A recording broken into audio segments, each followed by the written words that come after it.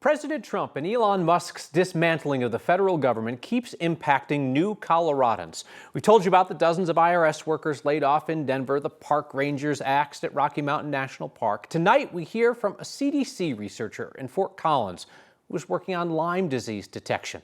He tells our Spencer Soisher that his small but vital team was taken apart without so much as a word to his supervisors. This is my performance review, or the front of it. Seems decent for being new. Welcome to Joe Cardiello's new office. I was let go the next day on a Saturday with a letter that was dated from the day before.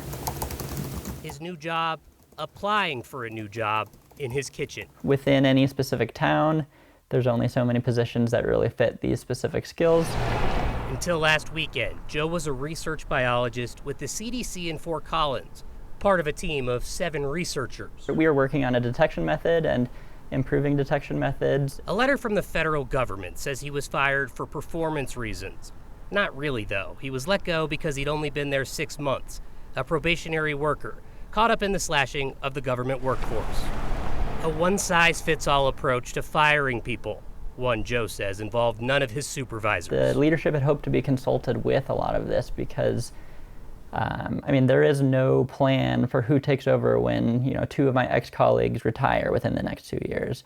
They need to be training someone for years to get the right experience. Lyme disease is the most common animal bite spread disease in the country. It usually spreads from a tick bite.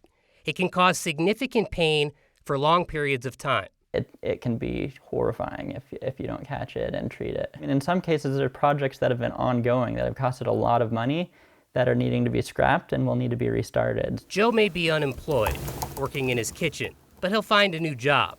And in the name of efficiency, important work that's been invested in may go to waste. Projects will be dropped. Treatments or detection methods will be lost. Decades of work can sometimes get lost in a freezer if you're not careful. Joe was also offered the fork-in-the-road buyout. He considered it, but this was his dream job, and he gave up a lot to get it. Moved to Fort Collins with a wife and their baby, went through all the background checks, and there aren't that many positions like this. He wants to do that work, and to him it was worth the gamble. Now he'll get a month's pay instead of about 8. So Spencer, we have heard about cock-ups in some other departments where they fired people and then desperately tried to hire them back. Would he go back after what he's gone through? So I asked him that today. 100%. This is what he wants to be doing. He thinks it's important research. He's passionate. He has pride.